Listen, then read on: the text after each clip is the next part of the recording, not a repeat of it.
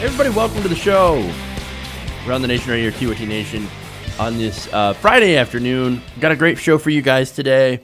We're going to talk about Oklahoma teachers, what happened to them, and how they just handed Republicans their ass.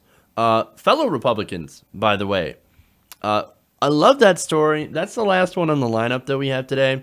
We also have Bernie Sanders continuing his war with Amazon. That's an awesome story. We have the Trump administration revoking passports to citizens because they are Latino. We also have an amazing story about NBC and Ronan Farrow, the Harvey Weinstein stuff. You're going to love that, and you're going to get even more frustrated at NBC. It's an amazing story. So, look, the details of that, I already knew the Weinstein stuff was amazing, and what Ronan Farrow had done. But to read about what he actually went through, to be able to even publish the story, amazing. And like I said, infuriating towards NBC. I was going to say MSNBC. It's the same company, though. To be fair, NBC Universal, but anyway, man. Okay. But before we get into the rest of that stuff, I'm going to kind of go back on what I said yesterday. We do have a short little Trump story just to warm up and have a little bit of fun with. What he thinks about his supporters. You're going to love that. So, all around, fascinating show today. Hopefully you guys stick around. If you haven't already, please give us a share on YouTube or wherever, Facebook, wherever you want to share the stream to. Please do. That helps the show, helps us continue to go and grow.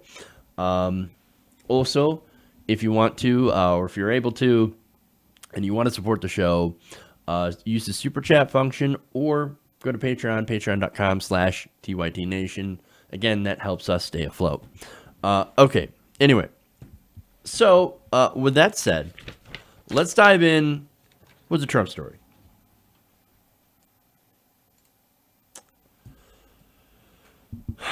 Okay. So Jeff Sessions is the Attorney General, right? So that's an important position. Now, Sessions is also a massive right-winger. He's incredibly conservative, and in my opinion, just about one of the worst people to be given that job. So you think that I would be thrilled at the idea that Donald Trump really wants to fire him, because he does. I mean, if you've been paying attention at all to Donald Trump and his Twitter account, which, again, I feel bad if you do, like me, have to follow and keep up with those tweets. But a lot of them have been against Jeff Sessions. In fact, I've never seen a president throw his AG under the bus so hard as Donald Trump does to Jeff Sessions. So it's kind of weird to be in the position to sort of kind of defend Jeff Sessions, despite the fact that I don't like him. I don't like anything that he's done. I don't agree with him on pretty much anything.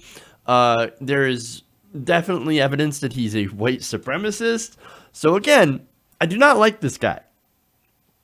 He is incredibly conservative.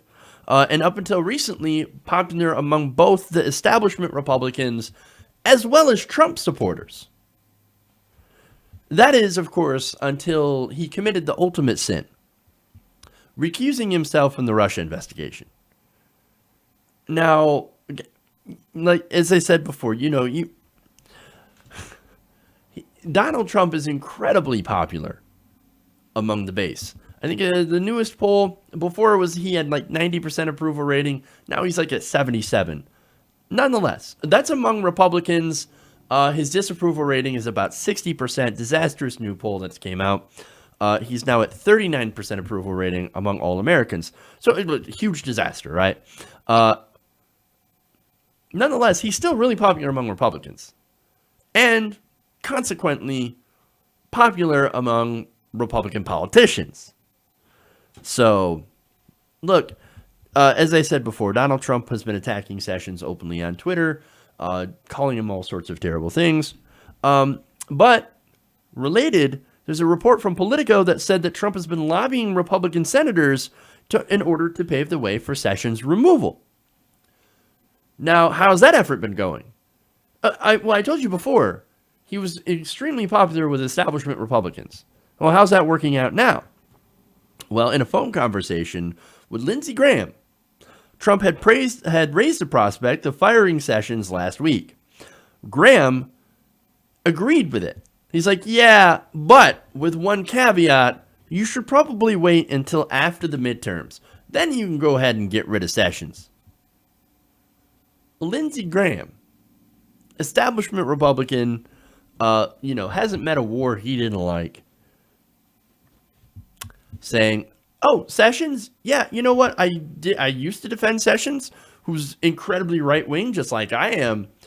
But now, well, I mean, you could fire him. Just at least wait till after the midterms to fire him. Oh, boy. As I said before, Sessions, old school Republican, right?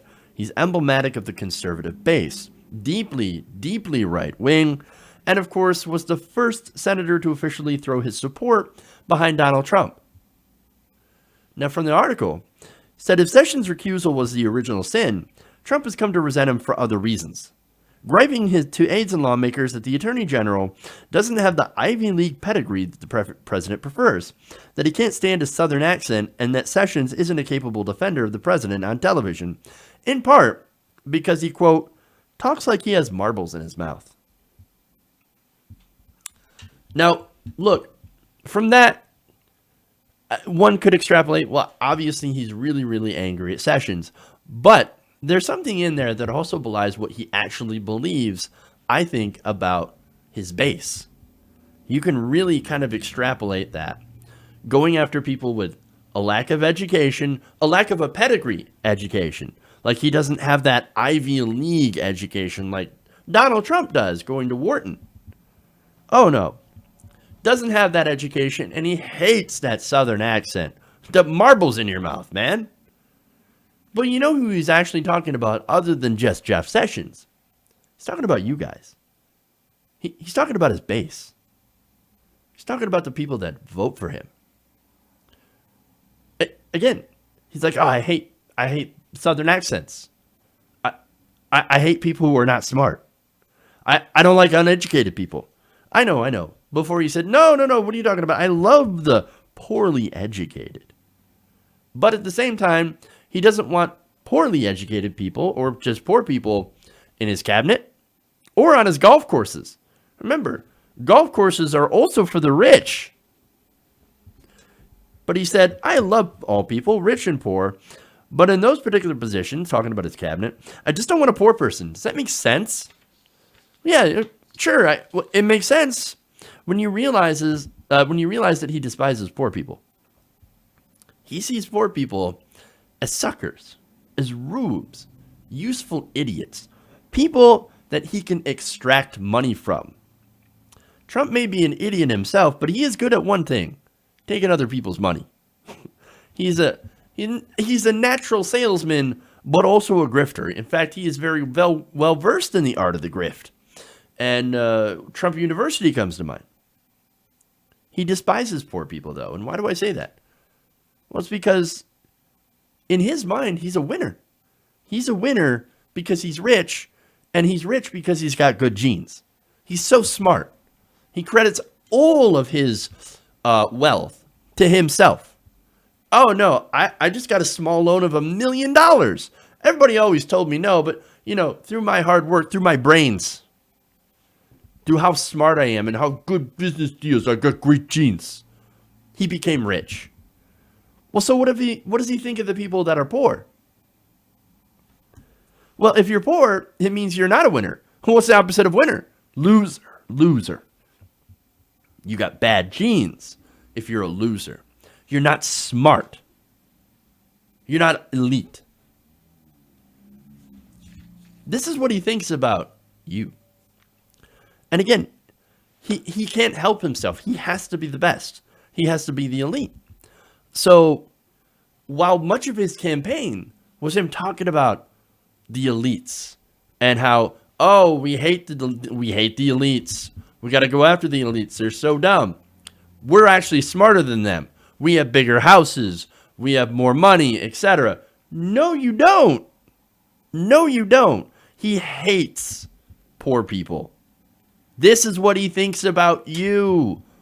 If you were somebody who was struggling to make ends meet, even in this economy, which, yes, there are definitely people that cannot, make ends meet, because even though there are a lot more jobs, unemployment's down to 3.9%.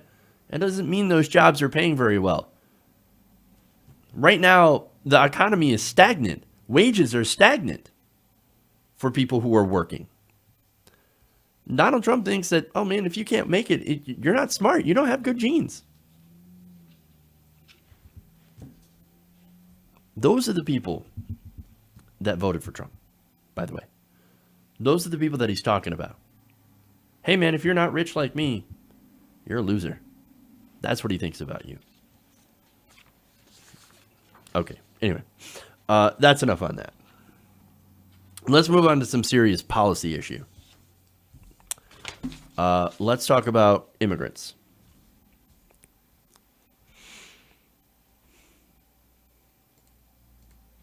Okay.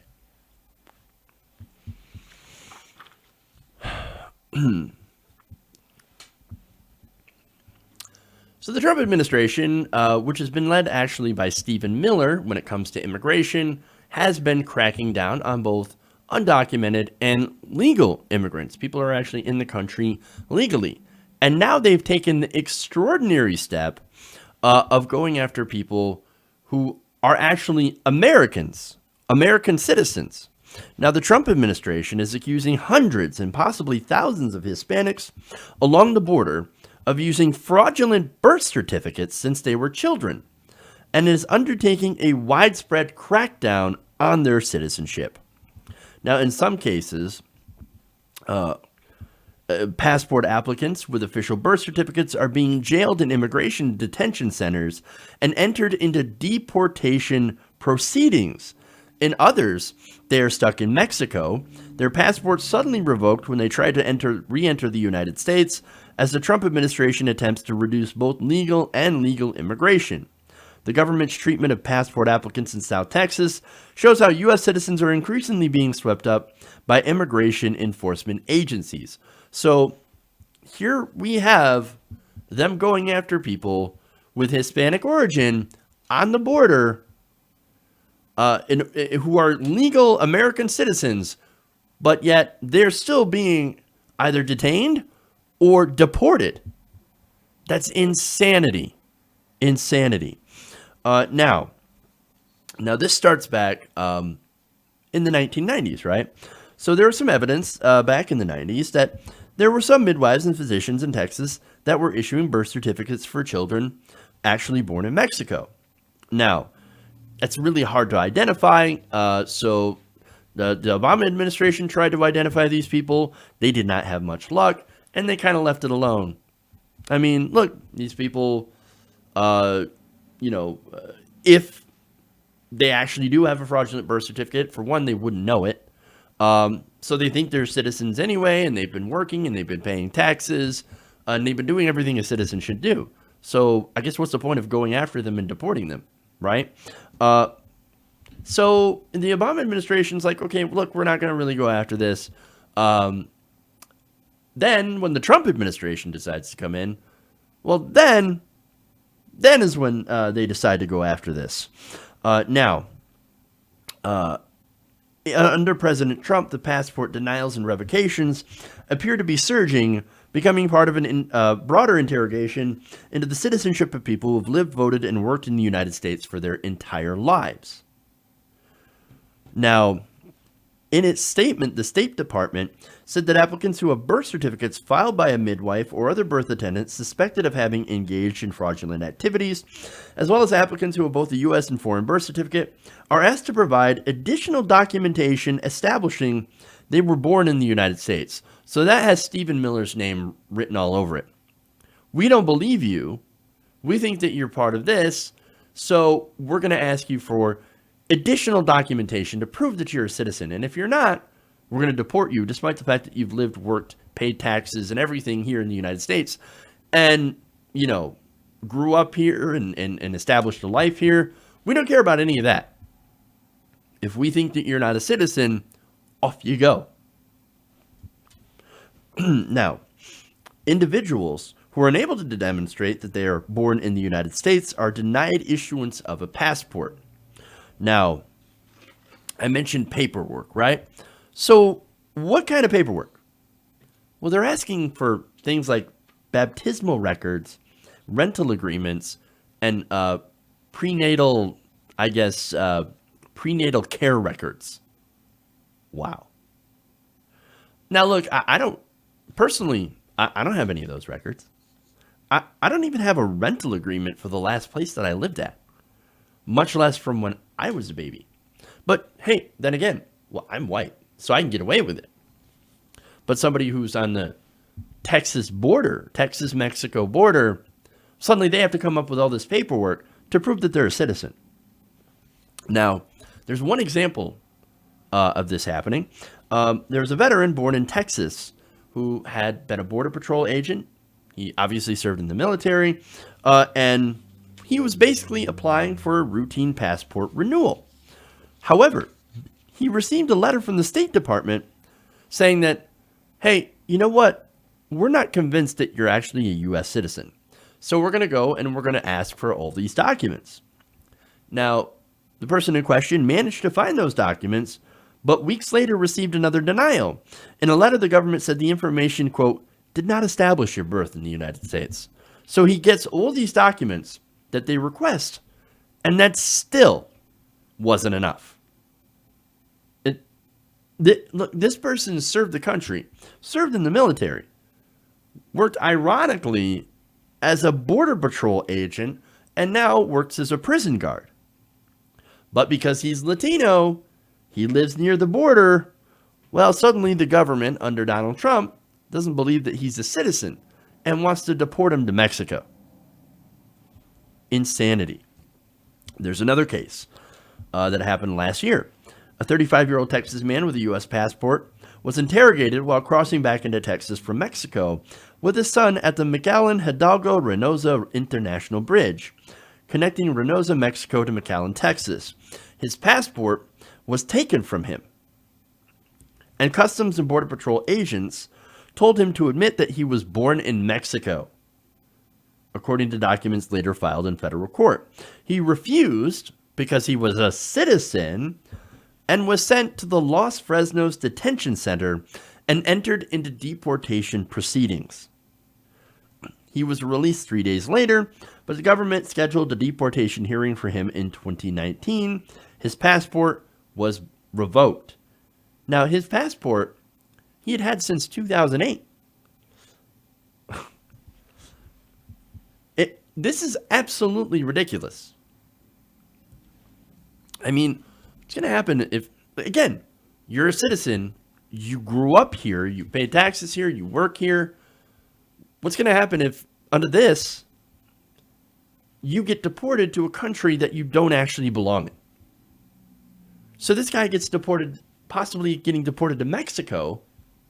Well, what's he going to do in Mexico? What if the Mexican government says, well, you're not a citizen of Mexico? Well, then this person becomes stateless. And that presents all sorts of enormous problems. This is insanity, but it's actually worse than that. This is where it gets into where it would be comical. One lawyer for citizens being hassled in this manner told the Post that many of his clients were being asked by government attorneys the question of, do you remember where you were born? Or when you were born? And they weren't joking. You're asking somebody to remember when they were born. Who remembers that? Seriously. This is about as farcical as bringing a toddler into court and asking them the question seriously. And this has been documented as well. Hey, 2-year-old, do you know why you crossed the border into the United States? The kid's not going to know what you're talking about. The kid's not going to know the answer to that question.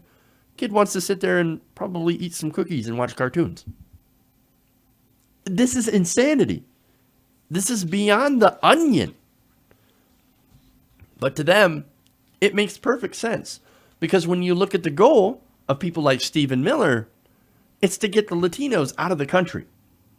It's to get them all out. To strip non-white citizens of citizenship.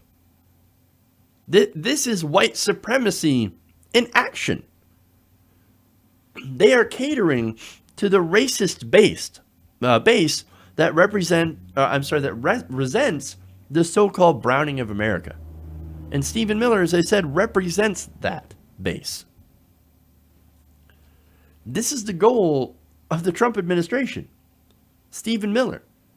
He is driving the administration's policies on immigration. And I love that his uncle called him out, by the way, in an article that he had wrote. He's like, I don't understand why Stephen Miller is this way, especially when his family is a family of immigrants. And look, the scary question is here. They're already doing this, right? How far are they going to go? How far are they going to go? We know their goal. We know they want to get as many non-white Americans out. The question is, what are the lengths are they going to go in order to achieve that? And how long are we going to let it happen before the people get involved and vote them out? Okay.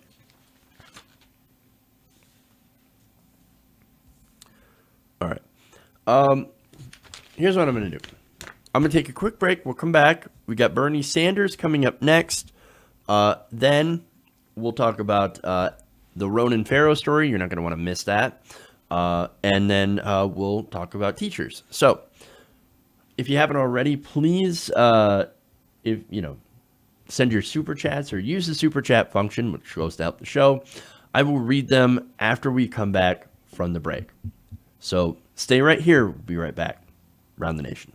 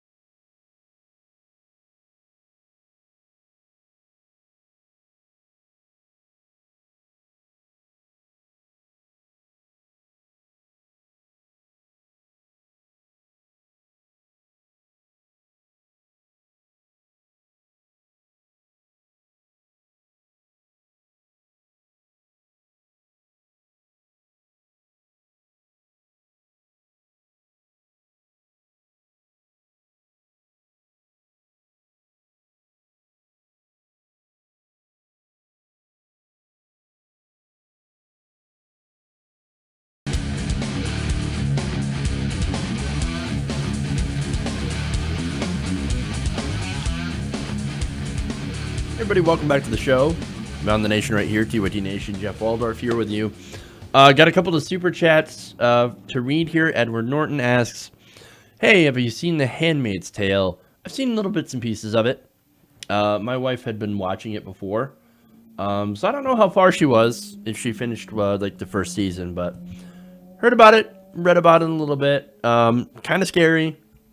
It makes you think what life would be like if Mike Pence had ultimate power, basically. So, and Eva Mira asks, "Not sure if I missed it, but did you hear about the possible lame duck fix?" No, I have not. So I'm gonna have to look into that. But thank you for bringing that to my attention. I will, like I said, I will take a look at that and see what happens. But okay. Anyway, let's move on. Let's go to Bernie Sanders. And by the way, thank you for the super chats. I appreciate that because it helps to fund the show. All right.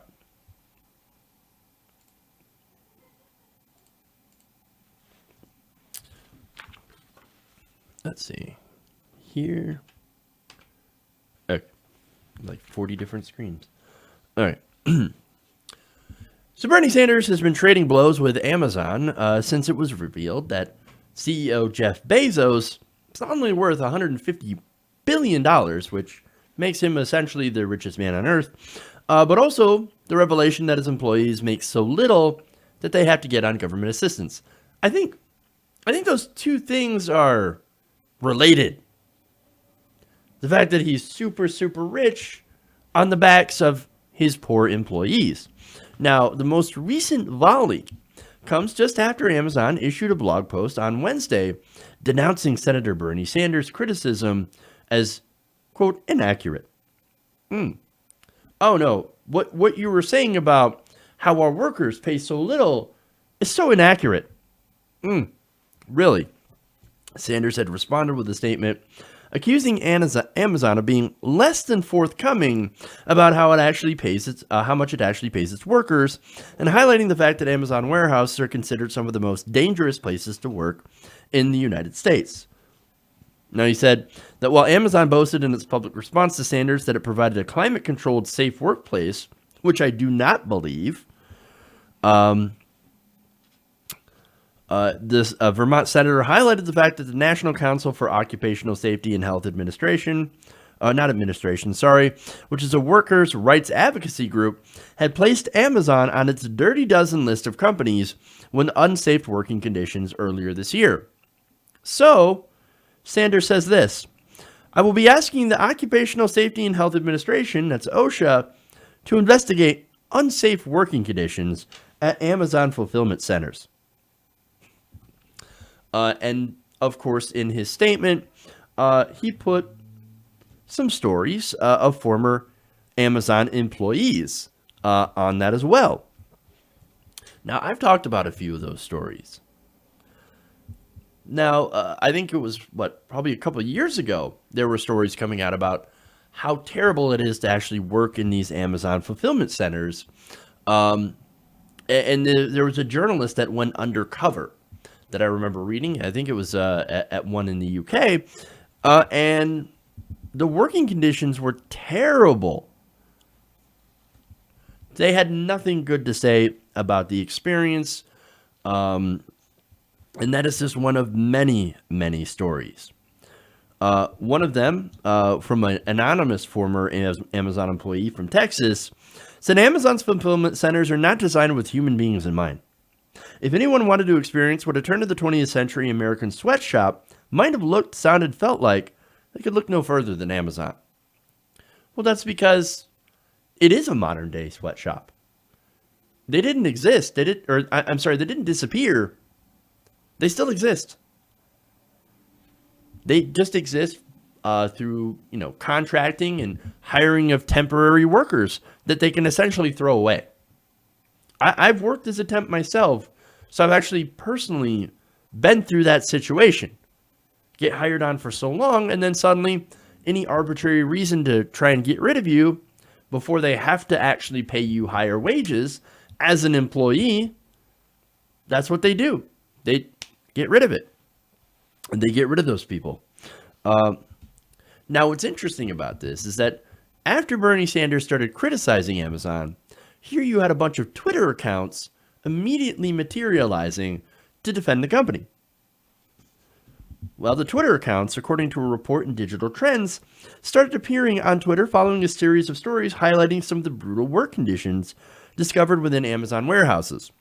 Now, these accounts had something interesting in common. They apparently shared the same basic structure.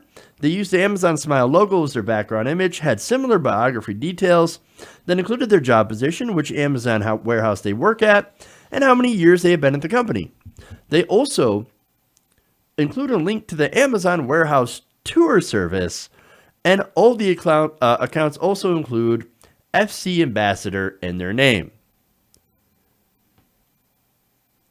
Now, I don't know about you, but that sounds a lot like bottish behavior.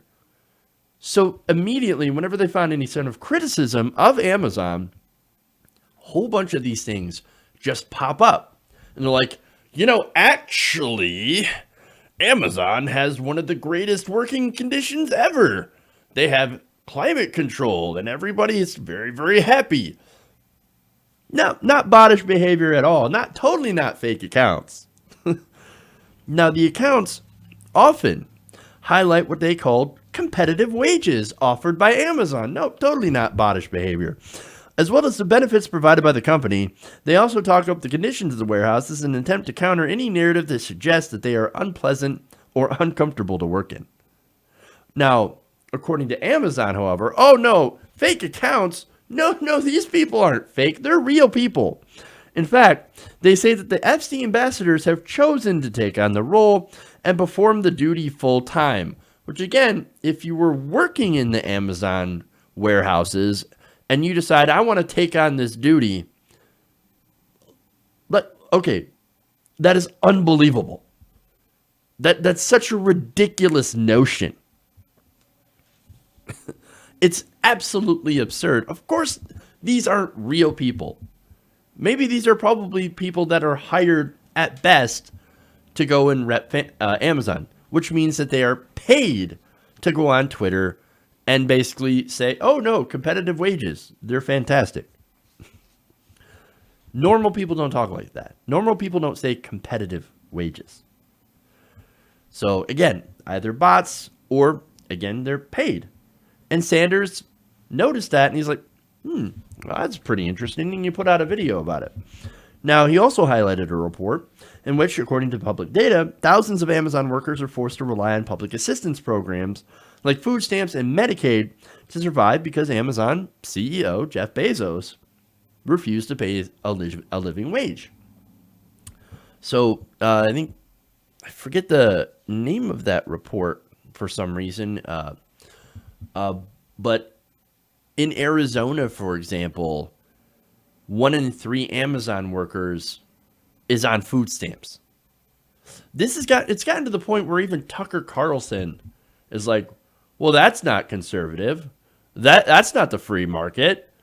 Amazon is not paying their workers enough.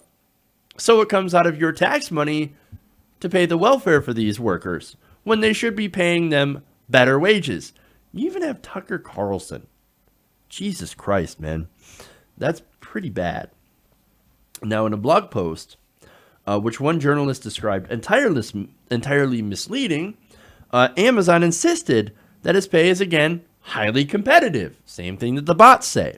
And asserted that the average hourly wage for a full-time associate in our fulfillment centers, including cash, stock, and incentive bonuses, is over $15 an hour before overtime. Now, that, of course, is not true. As Gizmodo's Brian Menegas noted on Wednesday, Amazon is, quote, sneakily inflating its average hourly wage with stock options that require 2 years to vest and incentive bonuses individual workers have no direct control over. He also says that compared to its warehousing competitors, Amazon is the same or worse in terms of pay, with hard caps on raises and far more punishing in terms of the productivity it extracts from its workers. Now, that is cited from an analysis earlier this year. And finally, in his statement, Sanders had said, Amazon's median employee pay is only about $28,446. That's 9% less than the industry average and well below what constitutes a living wage in the United States.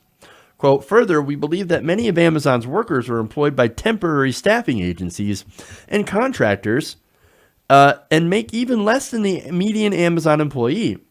Unfortunately, this is all the information we have because Amazon refuses to make public complete information about the wages and benefits provided by the contractors it uses to run fulfillment centers across the country. So, look, as I said before, that is one way contracting and going through temp agencies that they can avoid paying higher wages. So they can go out there and say all day, oh no, Amazon employees get paid $15 an hour. And actually they end up getting more with all the different stock options and great benefits. But when the majority of your workforce, and they won't release the numbers, is not Amazon employees, but just temporary workers, well, that's a way to skirt right by and save Jeff Bezos billions. That's how he can get away with paying his workers not enough to survive. Sanders concluded, by the way, that he still plans to introduce legislation that would force Amazon, and I love this bill, I covered this on the show before, and that would force Amazon and other major corporations off welfare by imposing a 100% tax on the public assistance their low-paid workers receive. So if somebody working at Amazon has to have $300 in food stamps, well then Amazon is taxed $300 for those food stamps. That extra cost should not be borne by the taxpayer. That extra cost, there is no reason that Amazon, Bezos, the richest man alive, cannot pay his employees a living wage, cannot share the wealth that is generated by those workers with those workers.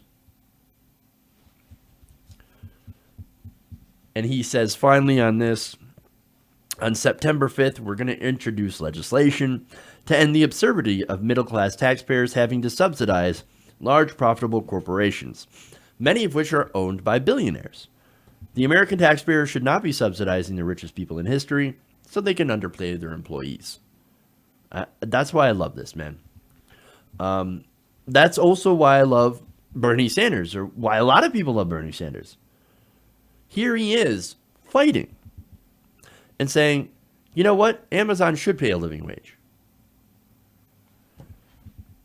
This is while the rest of the Democrats had just recently made a deal with Mitch McConnell in order to pass through a lot of Donald Trump's judicial nominees. Also, they can go home early. They go home early while Bernie Sanders immediately goes and fights to make sure that Amazon is held accountable for what they're doing to the average worker. He's out there fighting for the people. And again, that's why people like him. Washington doesn't seem to understand. The pundits don't seem to understand why people like Bernie Sanders. Stuff like this is why. Okay. Moving on here. Let's go to the Ronan Farrow story.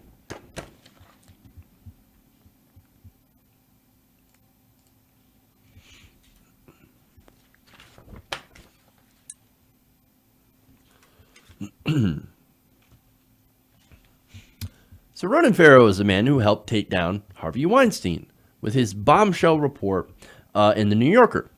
Now, Weinstein, of course, a very, very powerful figure, not only in Hollywood, but also in politics. He's actually a big donor to Democratic politicians. Now, that meant that exposing him meant going after one of the most powerful figures in media and one of the big, powerful donors. That is no small feat, and actually came with a lot of risk. Look, I want to tell you about some of that risk that Ronan Farrow had actually experienced. Now, the Daily Beast has an excellent report on that, which includes how NBC allegedly tried to stop that report from even coming out. Now, they said that NBC News has long insisted that the Weinstein expose was not ready to run on air or online.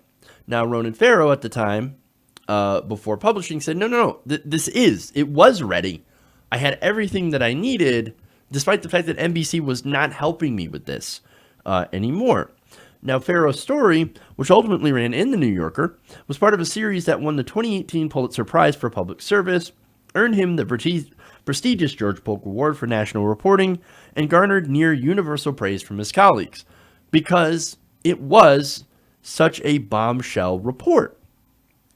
Now, the Daily Beast has uncovered new details, however, of how the process nearly went awry, including alleged threats from NBC backbiting inside the network about who was truly responsible, and a previously unreported ultimatum by Weinstein's attorneys. So, according to multiple sources familiar with the matter, NBC News General Counsel, and it starts with her, Susan Weiner, made a series of phone calls to Farrow that threatened to smear him if he continued to report on Harvey Weinstein. Now, a spokesman for NBC News, of course, says, no, this is absolutely false. There's no truth to it at all. There's no chance in no version of the world that Susan Weiner would tell Ronan Farrow what he could or could not report on. So what is the truth here? Well, let's dive into the details. Now, in February 2015, after Farrow had lost his daytime show on MSNBC, which I think, I never watched that show. I don't think that it was correct medium for Ronan Farrow. It turns out investigative reporting happened to be his forte, so it actually worked out quite well. Now, he worked with NBC News' investigative unit. In November of 2016, Farrow and a producer named Rich McHugh, who had just also decided to step down, decided that they wanted to do a story about Hollywood's casting couch. Now, we all know that is, right? The longtime practice of producers and other powerful men exchanging sex with women for film roles, according to multiple sources familiar with the matter. Now, the story was timed to be released around the Academy Awards, these sources said. So they wanted to look into this practice, right? Now, at this point, Harvey Weinstein had a lot of rumors around him, right? But nobody necessarily knew that he was actually doing this. There was a lot of talk. There were a lot of people that were like, we think that it might be Weinstein, but we don't know. We don't have the proof of it. All we have are basically whispers. And they stayed whispers, and they would have stayed whispers if it weren't for Farrow and McHugh deciding to look into this. Now, they had presented the idea to NBC News president Noah Oppenheim, who suggested that the team look into an October 2016 tweet by actress Rose McGowan that she was raped by a Hollywood executive, again, unnamed, according to two sources with knowledge of the investigation. Now, Oppenheim probably thought, oh, great story. Okay, yeah, go ahead and look into it. We'll see what you come up with. Now, over the next several months, Farrow collected evidence that suggested that Weinstein had a pattern of inappropriate behavior towards women, according to the sources in previous reporting by the Daily Beast, HuffPost, and the New York Times. By February, according to these same sources, Farrow had secured an on-the-record interview with McGowan, in which the actress said she had been sexually harassed by a powerful producer, though she did not name Weinstein. Now, McGowan did subsequently name Weinstein during the NBC investigation, but had also reportedly pulled her interview after being illegally threatened by Weinstein, who had reached a $100,000 settlement with her in 1997 after she accused him of sexual assault. Now, the big piece of evidence that they got was a bombshell audio recording from an NYPD sting in which Weinstein had admitted to groping a Filipina Italian model, Ambra Badalana Gutierrez, in 2015. Now, that audio was also published in The New Yorker. So now, NBC, of course, comes back and says, well, the tape on its own was color. It added to an already known accusation, that accusation that Weinstein, of course, had been a predator for quite some time. And again, that was something that was pretty unspoken in Hollywood. Now, but people knew about it anyway. So, now they also continued by saying, while it was absolutely significant to hear about Alana's voice, the tape alone would not expose Weinstein as a serial sexual predator, as had been alleged.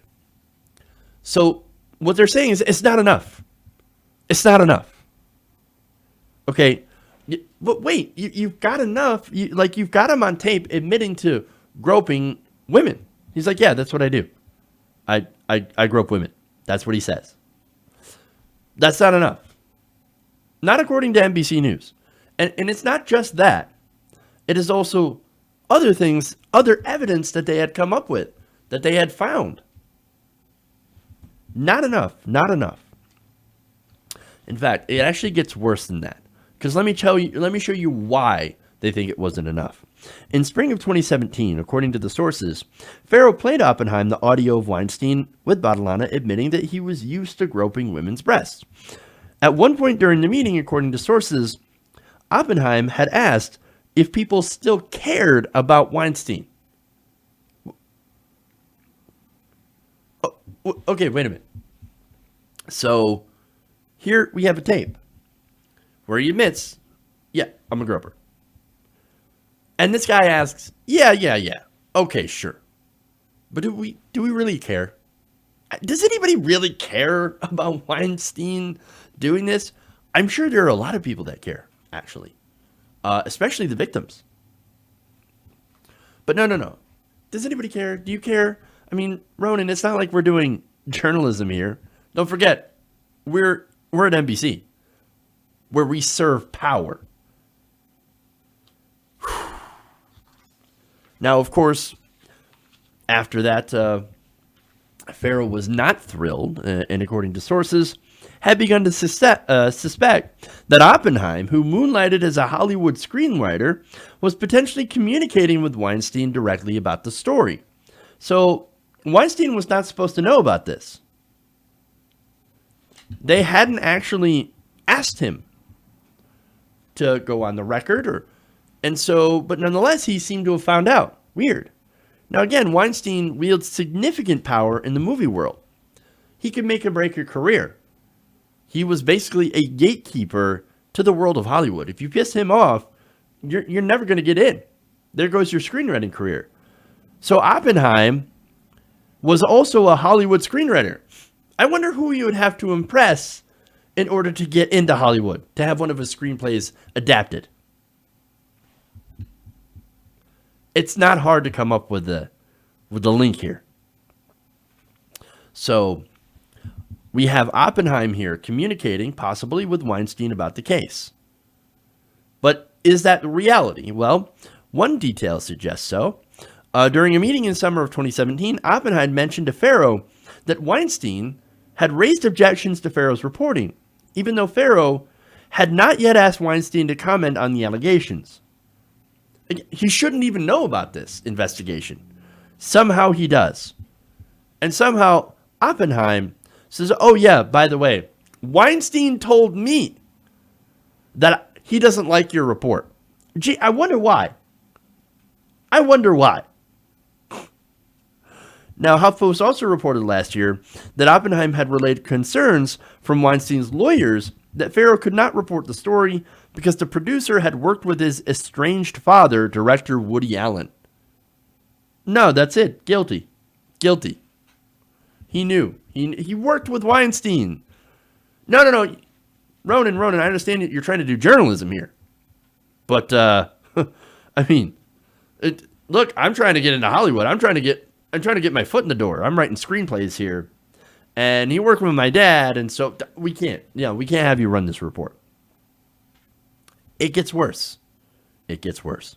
By August of 2017, Farrow was prepared to fly to California to interview a woman who was going to claim in silhouette on camera that Weinstein had raped her, according to the sources.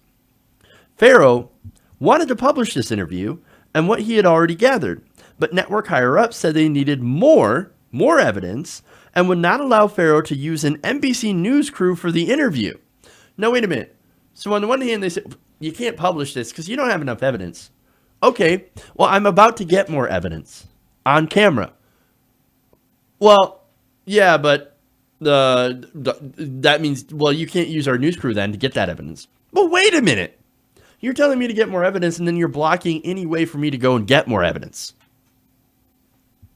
Insanity. Now, Farrow went ahead with the interview anyway, but he ended up paying for a camera crew out of his own pocket. Now, look, that right there, I think that is like, that shows you what Ronan Farrow's about. I just got a lot of respect for him in this. He was so determined to do journalism, so determined to get the story out there, that he decided, you know what? If you're not going to pay for it, then fine. I'm going to pay for it out of pocket. Look, he could have walked away. He could have ignored the story. And he could have been doing, other investigative stuff for NBC and still had gotten paid. But he didn't. He decided to challenge power. That's dedication. That right there is, I think, a hallmark of a true journalist. So now, he was out at NBC, and now the New Yorker steps in, right? Now, dejected, Farrow approached longtime New Yorker media writer Ken Aletta to seek advice about what to do with his reporting and where to take the story. Now, Farrow had interviewed Aletta, who had twice previously attempted to report news about Weinstein's alleged behavior for the NBC story the previous month. Aletta suggested bringing the story to the New Yorker and called editor-in-chief David Remnick, who accepted the idea. Now, that should have been it, right? Okay, so NBC didn't want to run the story. They wanted to defend Weinstein. Okay, well, the New Yorker, right? Since it is Farrow's reporting, it is Farrow's story, he did all the work. He even paid for the camera crew out of pocket to collect some of this evidence. Okay, then he should be able to go to the New Yorker. Well, that's yes, it is ultimately what happened. But NBC, it turns out, didn't actually want the New Yorker to run the story. Now, this is amazing. According to multiple sources, Weinstein attorney Charles Harder claimed in legal threats to Farrow and others that NBC News had given them written assurances that Farrow would not use any reporting he obtained about Weinstein during his time at the network, according to two sources with knowledge of the situation. Oh, no. That's NBC stories. That's not your story, Ronan Farrow. You can't run that. That's what NBC is saying. NBC told me. Now, of course, NBC comes out and says, no. That's completely incorrect. No, we didn't say that at all. Well, then why'd the lawyer say it? That's weird. Somebody's lying here. Somebody is. Now, despite letters from Weinstein's attorney, Farrow and the New Yorker still decided to press on and eventually published the piece just days after the New York Times released its own report about Weinstein's history of alleged sexual misconduct and the use of settlements and non-disclosure agreements to silence accusers. So now they publish it. What happens at NBC? That allegedly did not want the story to get out in the first place. Apparently, there was pure chaos. Immediately after Farrow published his bombshell at the New Yorker, top figures at NBC began pointing fingers at each other, according to a couple sources. While Oppenheim told staffers at a division-wide town hall meeting that he took responsibility for the decision to let the story go, he privately told at least one colleague that NBC News chairman Andrew Lack and senior communications vice director Mark Kornblau had made him a scapegoat. Oh, no, it wasn't me. No, it wasn't my decision. It was Andy Lack. It was Mark Kornblau. They're trying to throw me under the bus when it was Andy's decision, the colleague recalled Oppenheim saying. So they're pointing fingers. The insanity. Now, of course, NBC, they deny this. They vehemently deny the story and everything in it, of course, talking to the Daily Beast. So, look, I want to basically let you guys decide for yourself who you believe. As for me, look, I, I would tend to believe more the people that wanted to sit down or to. Okay, let me start that over right there. Um, I would tend to believe the people who actually did the research on the story and actually paid out of pocket and actually did what they're supposed to do when it comes to journalism, as opposed to the people who decided to sit on the story in order to protect somebody incredibly powerful. That would be, of course, the Hollywood's most powerful predator. Okay, let's move on.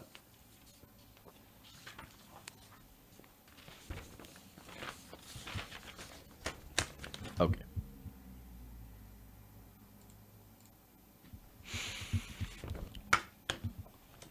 One more story for you guys. Okay. So it's no secret that Republicans ran Oklahoma into the ground with their budgets, massive tax cuts for the rich, and of course for fossil fuel companies, especially for natural gas. Now, what happens when you do that? When you cut taxes for corporations and the wealthy? Well, that tends to leave gigantic holes in the budget. Now, that of course, when you do that, you actually have to plug the budget with money from other places. So those same Tea Party Republicans who decided to cut taxes on the rich and basically try to pull what they did in Kansas, well, what happens? What's the result? Well, between 2008 and 2015, Oklahoma slashed its per student education spending by 23.6%. That is more than any other state in the country. So they are at basically what I would call criminal levels of spending on education, which means they were not funding. Now, what happened to the schools?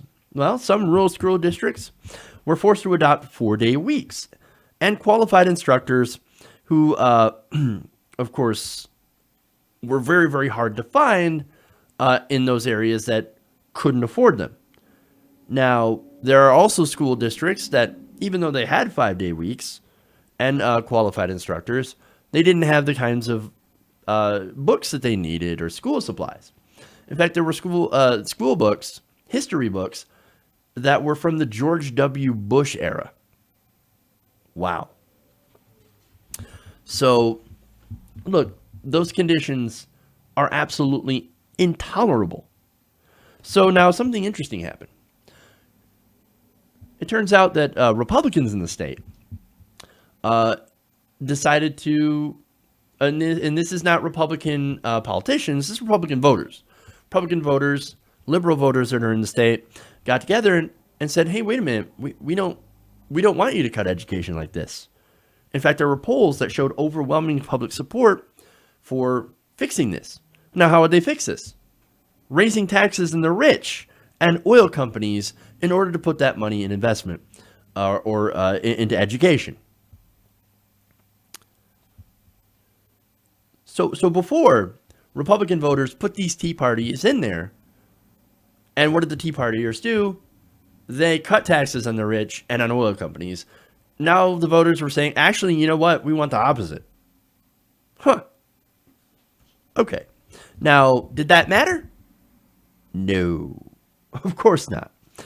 Mary Fallon, of course, was reelected in 2014 after receiving tons of money from oil and gas, while her GOP allies retained large majorities in both chambers of the legislature. So they were angry, the voters were, but they still voted for the same people. And of course, these politicians did the same thing. It was then that something did change. The teacher strike. Now, this started in West Virginia, right? And in West Virginia, the teachers actually did get a win, a significant win. Inspired by their counterparts in West Virginia, Oklahoma teachers decided, you know what, we're going to go on strike. And we're going to demand long overdue raises, more education funding for the students, and higher taxes on the wealthy and energy companies to pay for it. The same thing that they had been asking for before, except this time they weren't asking, they were demanding. Now, It did have an effect. I reported on this. They got Mary Fallon and the governor, and the local state house to be able to pass a little bit of a tax on fossil fuel companies.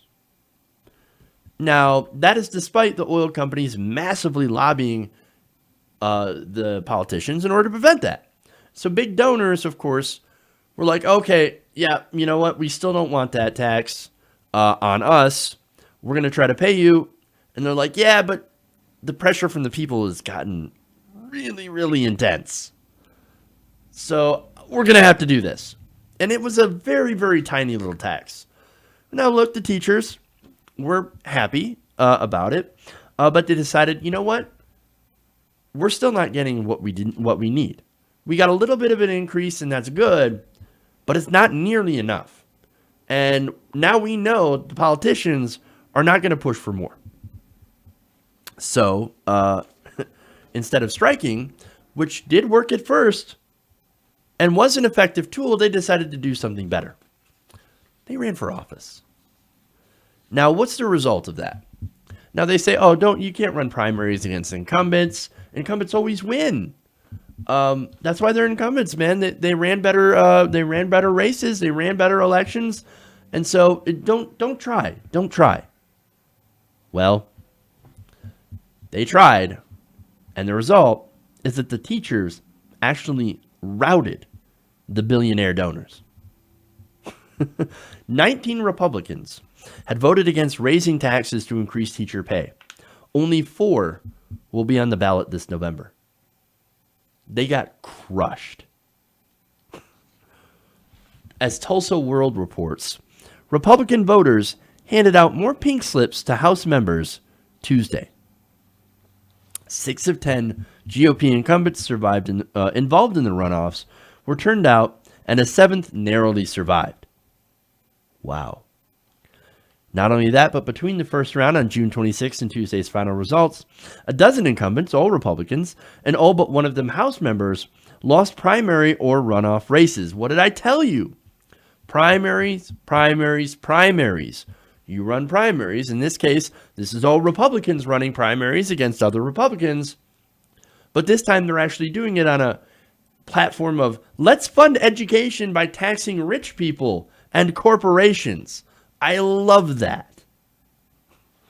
Now, not only that, but each of those defeated on Tuesday for a little extra special, I guess, icing on the cake. Each of those defeated on Tuesday had in some manner, earned the wrath of public education supporters during last spring's occupation of the state capitol.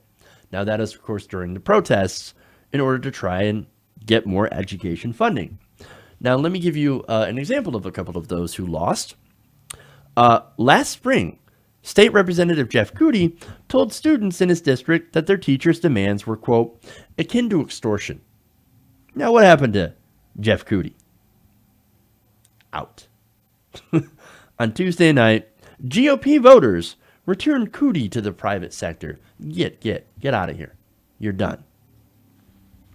His colleague, Bobby Cleveland, scolded teachers for whining at the Capitol instead of teaching in their classrooms, was also voted out. Gone.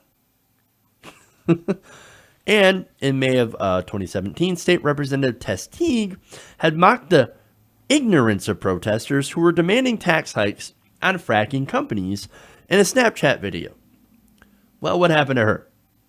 Well, Tess Teague, also out, but on the plus side, she does have a lot more time to learn how to use proper Snapchat filters. And of course, finally, Representative George Fott of Muskogee had won 5 terms in the state house, but was denied a 6th. He ran against a political neophyte who credited the teacher strike for inspiring his campaign. Again, all Republicans. He said, I walked with the teachers every day during the walkout. I worked to find what issues they faced. I think if you want to fix the issues, you have to talk to the people on the front lines. Look, man, primaries, man. And look, that's not the only change that has happened in Oklahoma. Last year, Democrats also won a series of special election upsets by speaking to popular outrage over disinvestment in education. Not only that, but Oklahoma, West Virginia, not the only place that this has had an impact. In Kentucky, a public school teacher defeated the state Republican House Majority Leader, Jonathan Snell, in a GOP primary. Snell had been considered a rising star in his party and a protege of Mitch McConnell. But he decided to spearhead a push to slash teachers' pensions. So Kentucky teachers expelled him from office.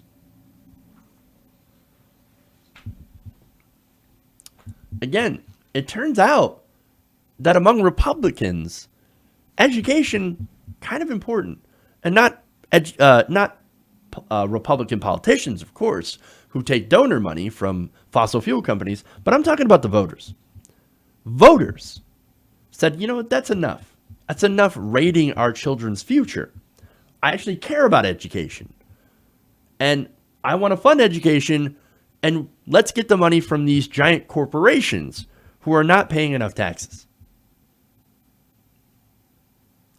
There is hope, man, for Republican voters. There is hope.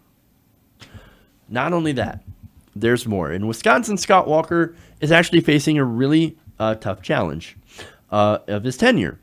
Now, he's being challenged by the Democratic superintendent of the state schools. And the polls are not favorable towards him. Not only that, back in Oklahoma, Mary Fallin has a 19% approval rating. So if you have a strong Democrat that is running on, hey, let's invest back into our schools by taxing wealthy corporations, that's going to be a winning message. So here we have teachers and other people that actually care about education. It is important to Republican voters, and overwhelmingly, they prefer to pay for it with taxes on the rich and taxes on oil companies. And that is a win for education. That is a win for public workers. And it shows that even though we have a lot of differences in opinion, there are definitely things that we can work with the Republican voters on, and that is education. And it also shows that if you actually do primaries and you get involved and you vote, you might actually win. That's actually a really positive story. I love that. Okay. That's it, guys. That's all I got for you today. We're going to be gone on Monday over the holidays, so you guys hopefully have a great Labor Day. And please remember to stay safe.